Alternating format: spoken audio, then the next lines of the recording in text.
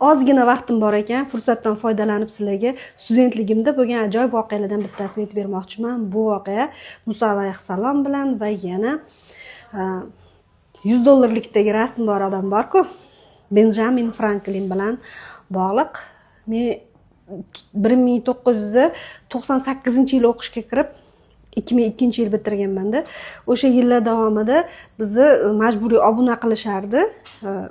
Kitob jurnallarga, gazetalarga va bizda Tafakkur degan jurnal bo'lardi. O'shanda kitob qurtiman, bilasizlar, juda ham ko'p. Uyda dadam vrach, ayam o'qituvchi bo'lgan bo'lsa, ikkalasi ham kitob qolmagan. Badiiy adabiyotlar ham, diniy adabiyotlar ham mendan rozi, uydagi hammasini o'qib chiqqanman va o'sha paytda o'sha Tafakkurda ham deyarli mendan boshqa hech kim o'qimasdi. O'qib chiqardim. O'sha paytda o'sha $100 rasmi bor odam Benjamin Franklin haqida juda ham zo'r ma'lumotlar berilgan. Men u paytda endi 18-19 yosh qiz bo'lganman. Конечно, dollarni ushlab ham ko'rmaganman, dollar haqida ma'lumotga ham ega bo'lmaganman. Lekin o'sha Tafakkur jurnalida shu Benjamin Franklin haqida juda ko'p ma'lumotlar berilgan edi. O'sha bitta maqola shu odamga bag'ishlangan bo'lgan.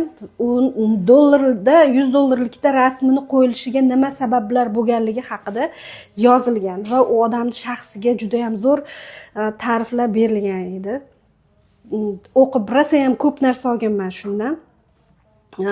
Fizik olim bo'lgan, nashriyotchi bo'lgan, o'zini noshir deb aytgan odam, diplomat bo'lgan, o'sha Amerikan parchalanib ketishini oldini olib qolgan odam, butun bilimlar bilan qiziqqanda islom dinini ham mukammal o'rgangan odam bo'lgan u.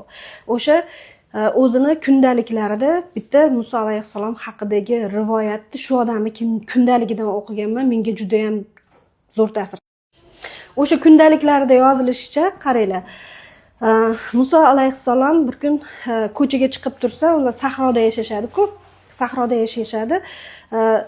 Ko'chaga chiqib tursa, musofir o'tib ketib turgan bo'ladi. Keyin o'sha islom dinida bilasizlar, bizning dinimizda go'zal din, ko'chada o'tib ketib turgan musofirni uyga kirib, olib kirib ovqatlantirsa savob bo'ladi, joy bersa, yotgani joy bersa deb aytiladi, to'g'rimi? O'sha musofirni olib kirib ovqatlantiradi, issiq ovqatlar orqasidan quruq meva, ho'l meva qilib ovqatlantirib bo'lgandan keyin qo'lini duoga ochib, Muso alayhissalom duo qiladi. Shuncha ne'matlar berganing uchun o'zingga shukr Allohim deb duo qiladi. U odamga ham aytadi, musofirga ham aytadi, sen ham duo qil, Alloh berdi shuncha ne'matni, shukrona ayt desa, u odam aytadiki, musofir odam, yo'q deydi, men musulmon emasman deydi, meni uyimda haykalcham bor deydi. Borib o'shanga rahmat aytaman, o'shanga shukr aytaman, seni Allohingni ko'rganim yo'q deydi. Seni Allohingni hidini ko'rganim yo'q, o'zini ushlab ko'rganim yo'q, qo'lim bilan teginib ko'rganim yo'q. Yo'q narsaga shukr keltirmayman. Men uydagi haykalchamga shukr keltiraman deydi. Shunda Muso alayhissalom unga rosa tushuntiradi. Allohning fazilatlarini, Alloh butun dunyoni yaratganligini, unga shuncha ne'matlar berganligini shuncha tushuntiradi, lekin ana odam tan olmaydi, yo'q deydi. Oxir jahli chiqib ketadi, turay qol ko'zimga ko'rmadi, uydan haydab chiqarib yuboradi. Uydan haydab chiqarib yuborgandan keyin uxlab qoladi. Tushida vahiy keladi, o'sha yarim kechasi vahiy keladi. Musofir qani deydi. Alloh so'raydi, musofir qani deganda, shunday anaqa qiladi. Hali как будто zo'r ish qilgan odamdek seni tan olmadi, seni ga shukr qilmadi, keyin men uni haydab yubordim deb Muso alayhissalom shunaqa javob beradi. Shunda Alloh aytadiki, o'sha odam 36 ga kirdi. 36 ga kirguncha meni tan olgani, menga shukr keltirmaydi. Meni umuman o'sha tosh haykalchasiga sig'inadi, lekin men uni men bu havodan nafas olmadiganim yo'q. Yoki bo'lmasam rizqini berib turibman. Farzand so'radi, farzand berdim. So'ragan narsasini beryapman. Yashayapti shu yaratib qo'ygan yerimda. Shuncha paytdan beri shu bandamda shunaqa qilishiga chidab kelyapman. Indamayapman men. Sen bir kunga chidamadingmi? degan savol vahiy keladi tepadan. Yo Alloh tavba qildim deydi. Ana Muso alayhissalom rosa tavba qiladi, keyin chiqib, sahroga chiqib, ana odamni yarim kechada qidirib, borib topib olib kelib, uyida olib yotib qoladi, tunab qoladi uyida, kechirim so'raydi u odamdan ham. Keyin ertalab turgandan keyin ham yana ovqatlantirib, sovg'a salomini berib chiqarib yuboradi. Ya'ni bu bilan biz odamlarni sudit qilishimiz umuman kerak emasligi haqidagi Allohim masalan butun dunyodagi hamma narsani yaratib qo'yib, koinotni yaratib qo'yibdi va hamma bandalarini nima so'rasa berib turibdi. Men buni nimaga aytyapman? Men YouTube kanalimga kirsalang, bu Instagramda unaqa emas. YouTube kanalda jannatga, do'zaxga направление berib o'tiradiganlar bor-da, tirnog'ingni qara, sen ham ayolmisan, ahvolingni qara deb yozadiganlar bor-da. Men javob bersam Alloh taolda javob beraman. Har banda Alloh taolda javob beradi. Faqat qo'yni ham, echkini ham o'zini oyog'idan osadi.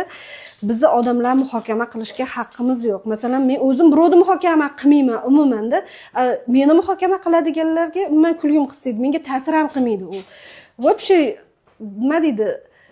O'zimga olmayman hamda bu narsani ichidagi negativini faqat shu kommentariyaga to'kib chiqib ketadi xolos. Boshqa narsa yo'q bundan. Nima maqsadda buni qiladi o'zlari biladi. Bu Alloh belgilaydi kimda qanday. Вот mana joyimni o'zgartirib oldim. Bu bilan nima demoqchiman? Shu birovlarni sud etib qo'yguncha o'shanga ketadigan energiyasini odam o'ziga sarflasa, shu yaxshi. Masalan, bu dunyoga biz shuncha Alloh go'zal qilib yaratib qo'yibdi. Shu go'zalliklardan bahra olib, Allohim shuncha ne'mat berib qo'yibdi. Shularga shukr qilib, odam boshqa bandalarni ham yaratib qo'yibdimi, shularni ham boricha qabul qilib biz uchun o'zgarish uchun kelmagan hech kim bu dunyoga yoki biz kimgadir yoqish uchun должен bo'lib kelmaganmiz. Kimdir bizga yoqadigan odam bo'lishga должен bo'lib kelmaganda, uni unday, buni bunday, u do'zaxi, bu jannati, yo bo'lmasam paloni yarashmabdi, mana o'zi yaxshi edi, bir narsalar deb o'tirishadi. Hayron qolaman. Mayli, bu ham ularning tanlovi, ularni ham shundayligicha qabul qilaman. Endi boshqa ilojimiz yo'q ekan.